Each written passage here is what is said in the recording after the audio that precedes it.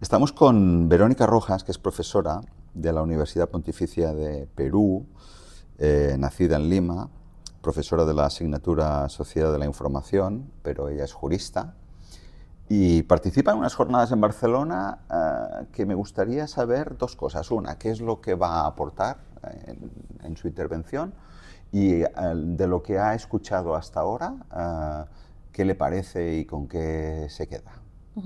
Sí, muchísimas gracias, Saúl, por el espacio. Me encanta tener esta oportunidad de poder comunicar mi opinión respecto al tema que nos ocupa en el evento que han organizado la Universidad Oberta de Barcelona y también de Cataluña, perdón, y la Universidad de Barcelona.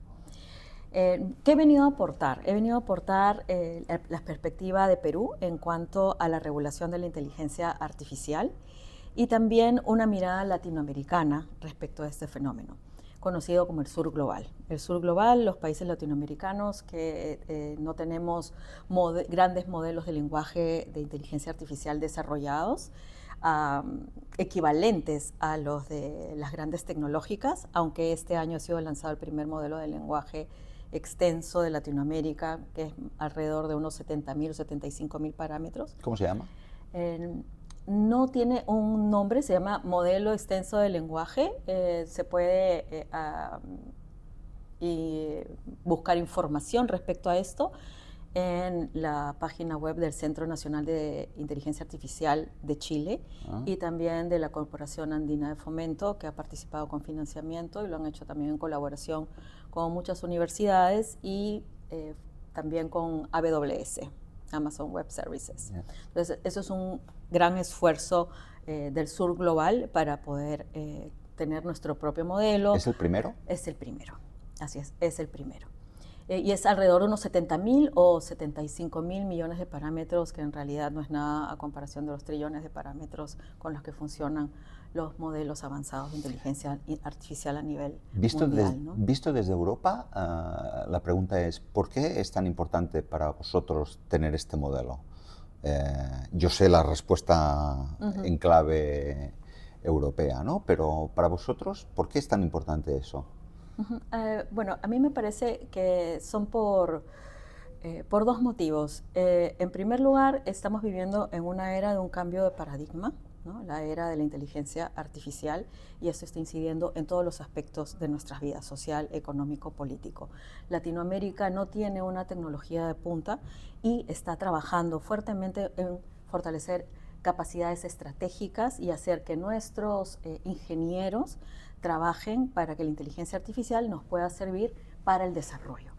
En eso tenemos dos caminos: o aplicamos los modelos que construyen grandes tecnológicas que están creados con otro tipo de criterios, culturas distintas. Entonces, en ese sentido, yo creo que es importante que Latinoamérica tenga una voz y que represente su propia cultura y también un producto hecho con sus técnicos. Evidentemente esto corresponde a un término que tú lo debes haber escuchado, que es sobre soberanía tecnológica o soberanía de la inteligencia artificial, que en realidad se trata de un proyecto retador, aunque muchos dirían que sería algo difícilmente realizable, ¿no?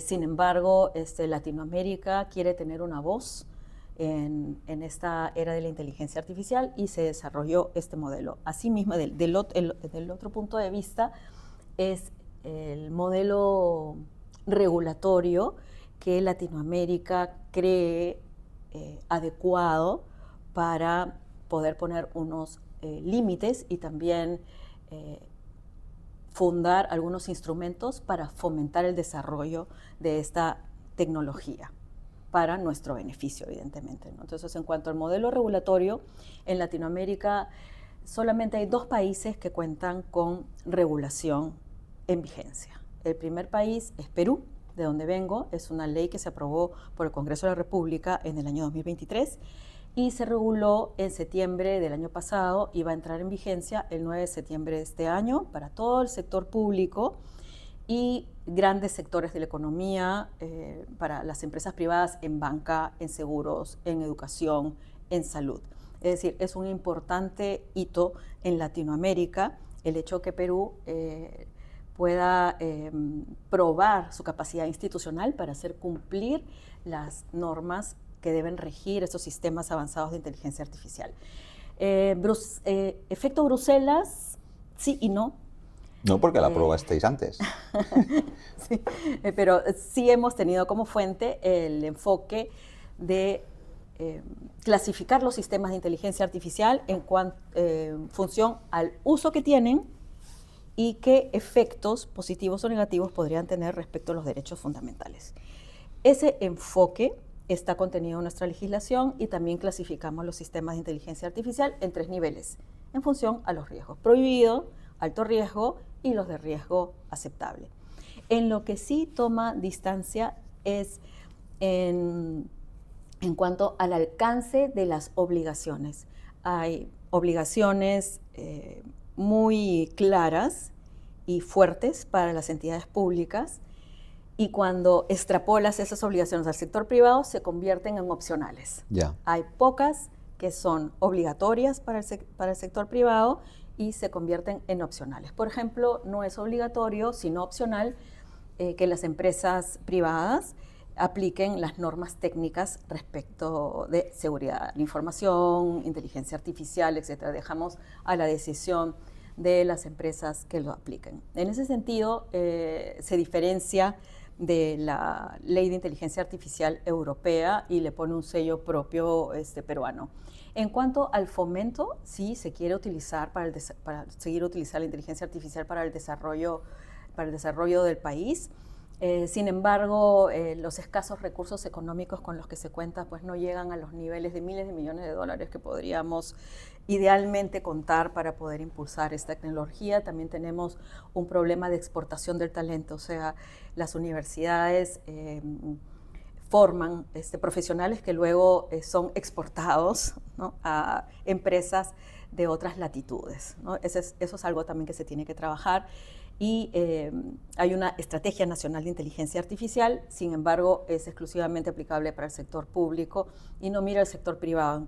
En eso hay una oportunidad de mejora para poder construir, sí, una estrategia nacional que lleve a todo el país hacia un desarrollo y utilizar la inteligencia artificial de una manera, como le llamamos, la IA productiva. Aquí en Europa hay un debate precisamente ahora sobre si esta ley de inteligencia artificial ha sido demasiado restrictiva y resta competitividad a las empresas.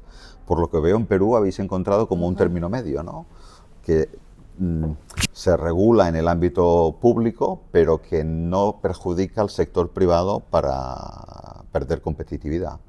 Quizá lo habéis acertado, ¿no? Veremos, sí, esperemos que sí.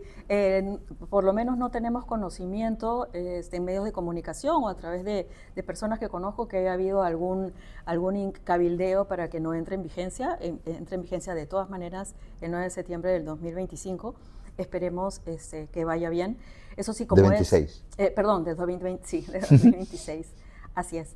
Y hay otra ley vigente a nivel latinoamericano, es la ley de El Salvador, ha sido aprobado en el 2025, y es un enfoque distinto. Es decir, esta ley la pueden ubicar también en la página web del Congreso Oficial de El Salvador. Permite el uso de la inteligencia artificial, no los clasifica en riesgos. Eso no quiere decir que no hay enfoque de riesgos, o sea, no los clasifica en riesgos.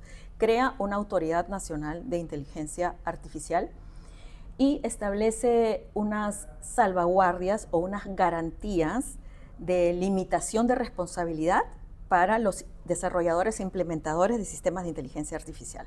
Entonces, hay un artículo que dice: no serán materia de medidas cautelares, no serán sujetos a responsabilidad si es que. ¿Cuáles son las condiciones? Una de las condiciones es que registren sus sistemas de inteligencia artificial en el Registro Nacional de Inteligencia Artificial e Innovación y Desarrollo de El Salvador, que todavía no se ha implementado. Entonces, si estás en ese registro, estás obligado también a cumplir una serie de obligaciones que va a dictar mediante resolución esta nueva autoridad. Es decir, fomenta el desarrollo de inteligencia artificial y también la implementación en aplicaciones de otros modelos, de modelos extranjeros. No quiere decir que no hayan obligaciones, sí, se tienen que escribir en un registro, van a tener obligaciones de ciberseguridad y obligación de protección de datos personales. Sin embargo, la redacción de la ley no es en clasificación de riesgos. Ya. Sí, no lo han tenido que decir expresamente. O sea, es una ley más cercana a Washington que a Bruselas. Me parece que sí. Al Washington actual, ¿eh? Sí, me parece que sí. ¿Y los otros países? No sé si va a formar parte de tu intervención en estas jornadas, explicar también la posición de los otros países de América Latina. Creo que demandaría mucho tiempo, pero quisiera hacer unas recomendaciones concretas respecto a los demás países. Los demás países en Latinoamérica, creo que prácticamente todos tienen proyectos de ley de inteligencia artificial en debate en sus respectivos congresos. Y además, muchísimos de ellos, me atrevería a decir casi todos, tienen políticas o estrategias nacionales de inteligencia artificial. Entonces, quisiera hacer una recomendación también. Hay un repositorio de proyectos de ley, normativas y también lineamientos sobre inteligencia artificial a nivel latinoamericano de la Universidad de los Andes de Colombia. Entonces puede ser consultado si es que quieren ver qué proyectos de ley existen en debate, qué países los tenemos norma vigente como Perú y El Salvador, reconocidos por el Índice Latinoamericano de Inteligencia Artificial de 2025, calificados con 100 puntos. Y también existe de esta Universidad de los Andes un repositorio de algoritmos públicos a nivel latinoamericano, y también pueden contrastarlo con otra universidad, la Universidad Adolfo Ibáñez, que también tiene un repositorio de algoritmos públicos, que es de Chile. Entonces esas son recomendaciones prácticas. Si es que quieren seguir el modelo de gobernanza latinoamericano, podrían consultar estos observatorios y repositorios que están públicos, ¿no? Y de lo que habéis escuchado esta mañana o hasta esta hora de la tarde en estas jornadas, ¿con qué sensación se queda? ¿Qué conclusiones sacas? A mí me ha parecido muy interesante la experiencia que he tenido a nivel local, en Valencia, por ejemplo, de estas areneras regulatorias o las sandboxes regulatorias. Y me gustó este lema, traiga la idea y nosotros le ponemos la ciudad. Entonces yo creo que estos sistemas que están permitidos también por la regulación peruana para sistemas de inteligencia artificial podrían servir como ejemplo y también ser adaptables a nuestra realidad nacional, me refiero a la peruana, para que a nivel local, regional, no solamente nacional, se pueda canalizar estas iniciativas de innovación para mejorar la gestión pública, no solamente la gestión pública, sino también las SMEs, ¿no? Las Small Medium Enterprises. Me llevo eso. Me queda como duda cuál es el costo, cuánto cuesta implementar una sandbox. Pero actualmente en Perú nosotros tenemos pendiente emitir unos lineamientos. Pero ya está previsto, ¿sí?, en la ley, ¿no? Está previsto en la ley. O sea que es perfecto. Sí, se permite, es perfecto. Entonces, eso es lo que hasta el día de hoy me estoy llevando. Quería complementar qué es lo que, aparte de la visión latinoamericana de regulación de inteligencia artificial, qué es lo que he venido a poner sobre la mesa en este seminario académico para poder intercambiar ideas con los demás investigadores, ¿no? Y es responder este reto.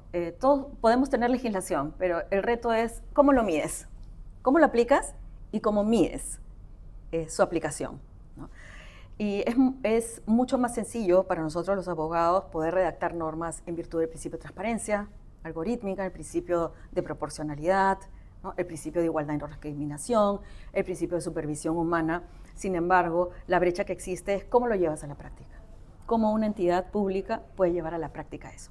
Entonces yo he propuesto una metodología para poder aterrizarlos en indicadores. Y la metodología en realidad recoge un procedimiento de pensamiento que tenemos todos los servidores públicos, es decir, primero preguntarme, ¿para qué? ¿Qué es lo que quiero implementar? ¿Cuál es la mejora que quiero hacer? ¿Qué quiero optimizar? ¿Qué es lo que quiero lograr con esa optimización? Y como estamos en el sector público, tenemos que hacernos una pregunta: ¿qué valor público voy a aportar? ¿Cómo va a redundar esto en la ciudadanía? ¿Sí? Y a partir de ello, digamos, tengo que pensar, ok, ¿qué tecnología tengo a la mano? Entonces, no necesariamente voy a elegir inteligencia artificial. Ya hemos visto que si utilizamos inteligencia artificial agéntica, quizás nos sale más caro que si trabajáramos manualmente o utilizáramos otra tecnología. Entonces tiene que haber un análisis de O el abuso de los costo-beneficio. modelos largos, y a veces con un modelo más pequeño también funciona y es mejor y es más sostenible. Absolutamente, absolutamente. Entonces, esas preguntas hay que hacernos como una metodología para la toma de decisiones. Y finalmente es intercambiar ideas, porque eso es un trabajo multidisciplinar, no es solamente los abogados, ni de los ingenieros de software, ni de tampoco los dueños del proceso. Todos se tienen que sentar en una mesa, no para debatir eternamente, sino para poder aterrizarlo en KPIs. Entonces, este análisis que te estoy contando en derecho, nosotros le llamamos el principio de proporcionalidad. ¿Qué queremos hacer? ¿Por qué lo queremos hacer? ¿Es adecuado? ¿Es necesario? ¿Es justificable? Y ¿cómo lo llevamos a la acción? Esa es la siguiente pregunta, ¿no? ¿Y esa metodología tiene sentido solo para Perú o es extrapolable? Es decir, cuando la elabora, ¿usted trabaja pensando en su país o es una fórmula generalizable, escalable? Es una fórmula generalizable y abierta, un modelo flexible. Y en cuanto a cómo se llega a la acción, entonces hasta ya hemos definido, si tú pones en una ley, usted tiene que aplicar el principio de proporcionalidad antes de tomar la decisión de aplicar ya, usted, ok, pero si te lo explico como te lo he dicho, entonces es accionable. Luego uno tiene que hacer una lista de acciones. ¿Qué vas a hacer con este algoritmo? Tienes que conocer tu flujo de proceso humano y luego decir cómo va a ser, en qué puntos voy a introducir inteligencia artificial. Sí, porque muchas veces abusamos del término inteligencia artificial y no solo del término, sino de las herramientas, cuando a veces simplemente digitalizando algunos procesos ya solucionas las cosas. Exactamente. ¿No? Es decir, a veces queremos ir a la IA cuando no habíamos digitalizado cosas. Entonces, a lo mejor hay que empezar por digitalizar y no hace falta tampoco complicarnos la vida, ¿no? Sí, completamente de acuerdo. Y al final le pones un medidor. Por ejemplo, es el típico indicador que utiliza la administración pública. Quiero ahorrar horas, hombre. Entonces, el indicador es cuántas horas me demoraba sin IA y cuántas horas me demoro con IA, y ese es el indicador y así se mide. Pero ahí cometemos un error, tenemos que ir más allá. ¿Qué más quiero optimizar? ¿Solamente las horas, hombre, o quería optimizar ese valor público? Claro. ¿Sí? Entonces, ahí es donde entra ese valor. Y en cuanto a transparencia algorítmica, que me parece que tú estás investigando, porque también te sigo. Hay Muchas gracias. Eras tú. Sí, uno de tus 9,000 seguidores. Sí, este es en un caso del Poder Judicial. En el Perú, unos juzgados utilizan inteligencia artificial para que los asista a redactar resoluciones judiciales, pero quien toma la decisión es el juez. Cuando se hizo una evaluación de este algoritmo, desde el punto de vista ético, estaba fallando en transparencia, porque las resoluciones, cuando las recibe la persona, no tiene conocimiento de que el juez utilizó como asistente inteligencia artificial. Entonces, las recomendaciones para medirlo son dos. Una o la otra, y también pueden ser las dos, ¿no? Informar en cada decisión, el juez podrá poner un pie de página, esta resolución fue emitida por el juez, quien asume la responsabilidad, con asistencia del sistema, el nombre del sistema de inteligencia artificial. Y también podría haber un repositorio de algoritmos públicos como los que te acabo de mencionar, los ejemplos, en los que con determinados atributos, unos 10, 12 datos de cada algoritmo, las personas sepan. Porque ese saber, los ciudadanos tenemos derecho a saber, y ese saber nos habilita al ejercicio de otros derechos más. Puedo impugnarlo, puedo conocer mejor la motivación, y esto es un valor muy grande para las personas.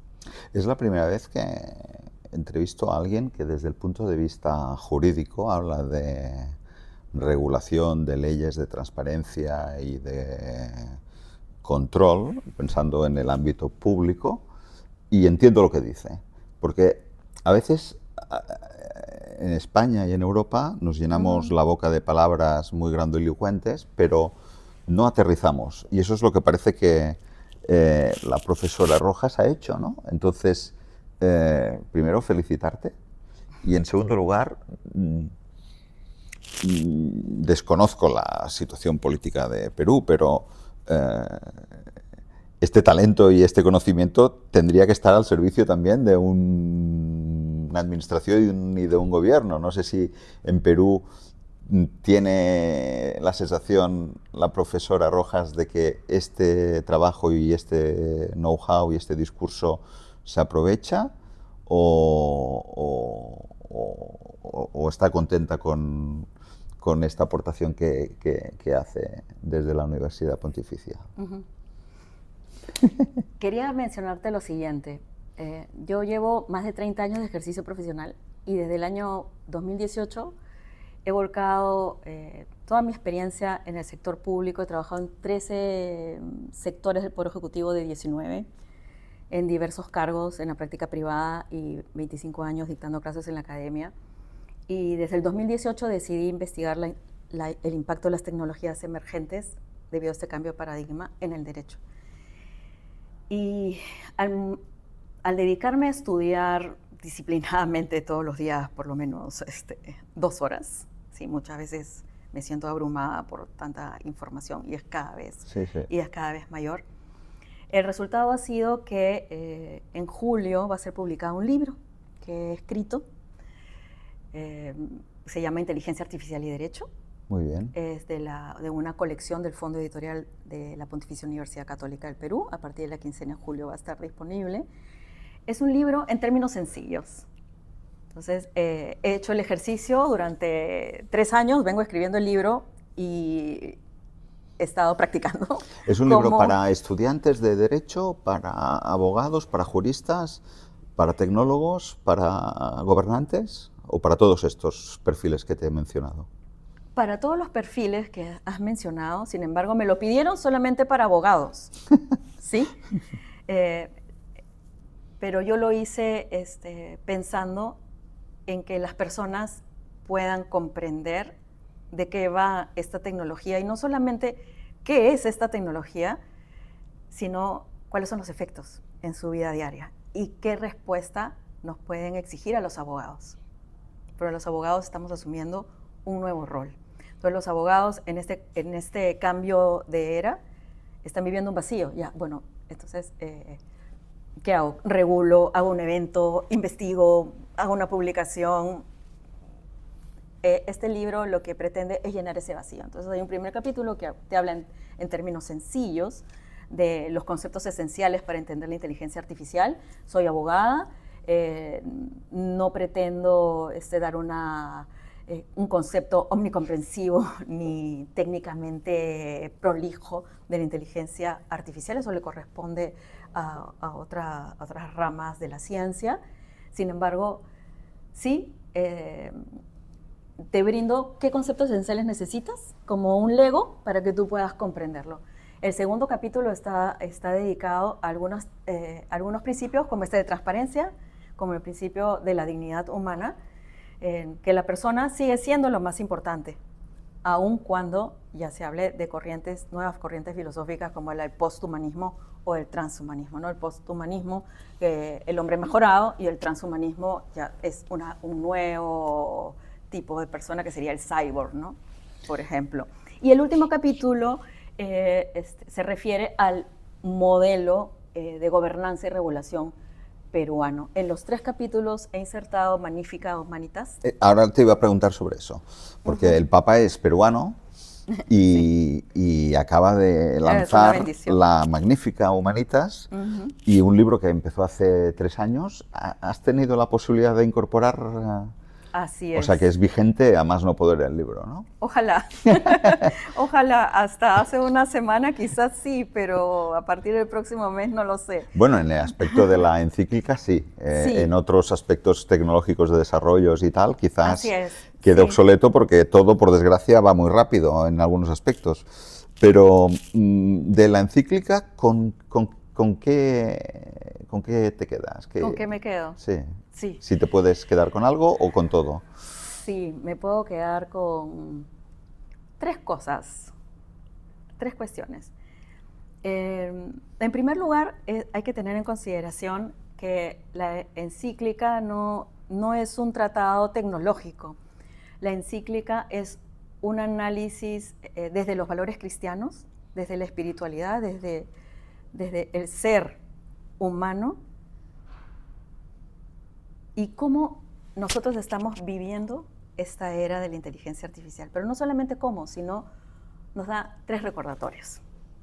Yo diría tres, pero en realidad son unos 100, pero son tres recordatorios. En primer lugar, es la dignidad humana. ¿Eso qué quiere decir? Nosotros escuchamos ahora, oye, si no editas lo que te da la inteligencia artificial, este trabajo va a ser automatizable y te van a reemplazar.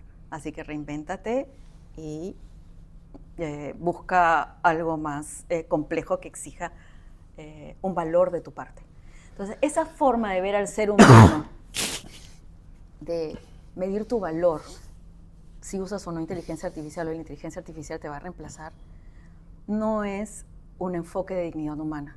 En la dignidad humana es cada persona, en teoría, tiene un valor infinito por ser ella misma. Entonces, ese valor que no te lo quiten. Que no te lo quite la inteligencia artificial. Sí, cuando vas a trabajar en una empresa, ok, tienes que aportar valor, por supuesto, no estoy diciendo eso, pero no caigas en la trampa de que no vales nada sin la inteligencia artificial. Parece una obviedad, pero es tan contundente, ¿no? Al mismo tiempo. Sí, ese es uno de los takeaways que tengo, la dignidad humana. El segundo aspecto que también está relacionado es si en estos grandes modelos de lenguaje que son espectaculares y pueden solucionar un montón de problemas a nivel mundial, y me refiero, por ejemplo, a AlphaFold, que ganó el premio Nobel con Demi Hassabis y otros en 2024, que puede sanar muchas enfermedades. Si puede utilizarse de esa manera la inteligencia artificial, entonces, ¿por qué no? El Papa hace un llamado, ¿no? Hace un llamado a las empresas a varias cosas. Una de ellas es, señores, por favor, transparenten, ¿no? Sean transparentes con lo que ustedes hacen con estos modelos. Enséñennos cómo funcionan, cómo pueden mejorar, cómo se alinean a los valores humanos. Compartan. Ustedes dicen que tienen códigos de ética, perfecto. Pero sabemos que la IA no es moralmente neutra, literal, lo dice la encíclica y lo sabemos. Pero compartan con nosotros, con los demás seres humanos, cuáles son esos códigos éticos, esas reglas éticas con las que ustedes están alineando estos grandes modelos de lenguaje. Porque estos modelos de lenguaje están ejerciendo un poder de influencia sobre nosotros a través de nuestros teléfonos, de la televisión, de las redes sociales y de todas nuestras interacciones, de nuestras compras y nuestras decisiones. Entonces, si están ejerciendo un poder sobre nosotros y a ese poder no han accedido legítimamente como una democracia, sino porque inventaron una cosa maravillosa y lo están haciendo perfecto, es legítimo, pero abran esos espacios. Y el tercer aspecto ya es algo más que tiene que ver con el corazón emocional, es lo que un anterior papa, disculpen, no me acuerdo, llamó la civilización del amor. Entonces, es redescubrir qué es lo que queremos finalmente todos los seres humanos. Queremos valorar, ser valorados, querer, ser amados, tener relaciones satisfactorias, etc. Entonces, el mundo que estamos ahora nos está llevando hacia unas costumbres de pensar en sí mismo. El individualismo. El individualismo. Entonces, él llama a la solidaridad. Y que en esta civilización del amor, que va a ser con inteligencia artificial, no nos olvidemos del cuidado que nos debemos los unos para los otros. Bueno, se da la paradoja de que es más fácil encontrar amor o afecto en un chatbot que en muchas personas. O sea, personas que viven solas o que se refugian en estas herramientas, que son máquinas, porque en la sociedad no encuentran estos valores o este afecto, ¿no? Así es, hay soledad generada entre nosotros humanos y se refugian en la inteligencia artificial. Y también el Papa hace un llamado a esto. Hay que hacer una alianza La ONU ha hecho alianzas de Internet, varios países, o sea, pero lo menciona en la encíclica, ¿no? Para poder proteger a nuestros niños y poder proteger a las personas que se sienten solas. Entonces tenemos que trabajar los unos para los otros, sabiendo que tenemos el mismo valor. Esta es una de las grandes invenciones de la humanidad. Tiene muchas características porque toma decisiones por sí sola, está ejerciendo poder sobre nosotros y hay que ponerle foco no solamente con la ética, sino la ética más la regulación, pero no basta ni la ética ni la regulación, sino también tenemos que ir hacia una gobernanza, una transparencia y una colaboración entre todos. No sé si eres consciente de que en Europa o en España y en Barcelona y en Cataluña, por supuesto, se produce una situación curiosa, que es que los grandes modelos de lenguaje de las compañías norteamericanas, cuando lanzan sus primeras versiones, el entrenamiento y el contexto cultural y lingüístico predominante no es el español de España y por supuesto no es ni el catalán, ni el gallego, ni el euskera, sino que es el español que se habla en América Latina y que hay muchas expresiones y muchos conceptos que cuando tú utilizas por primera vez el Notebook LM de Google o para convertir textos en podcast, los primeros audios son de español que se habla allí y no del de España. Entonces, nosotros por primera vez somos, no te diré que colonizados, pero por primera vez somos como la segunda versión de estos modelos, ¿no? Porque de saque el castellano que se utiliza y el contexto cultural, por una cuestión de volumen y por una cuestión de demografía, pesa más el de América Latina que el del Estado español. Entonces, bueno, yo creo que esta es una reflexión también interesante y que esta es una mirada que también tenéis que tener allí porque por primera vez cambian las tornas, ¿no? Se le da la vuelta a la tortilla y el castellano de España o de Castilla es, bueno, una cosa absolutamente secundaria y en cambio pues es más fácil que Google, el Gemini, Notebook LM, OpenAI, los modelos conversacionales y el modo de voz, etcétera, es más fácil que la versión sea la del español de América Latina, ¿no? Claro, y eso es un ejemplo de diversidad cultural, pero de repente no ha sido construido adrede, claro, sino por los pesos estadísticos del modelo. Hay un bias, ¿no? Hay un sesgo que por primera vez favorece a una posición que no es la española ni la europea, ¿no? Tiene que haber pasado algo con los pesos estadísticos, ¿no? Bueno, es una cuestión de que el volumen de Internet pesa más todo lo que habéis generado allí que lo que se genera aquí. Pues muchas gracias, Verónica Rojas. Muchas ganas de leer tu libro y de que salga próximamente, y lo recomendaremos en Algoritmo Transparente y en Paréntesis Media y en el Punt Avui y en todos los medios donde de alguna manera escribo y colaboro, porque creo que puede ser muy útil para los abogados de aquí, de allí, y para no solo abogados, sino los perfiles que hemos comentado. O sea que esperamos que sea un éxito tu libro. Muchísimas gracias, Saúl. Me ha encantado conversar contigo. Saludos a toda tu audiencia. Igualmente. Encantada. Un placer. Muchas gracias. Gracias.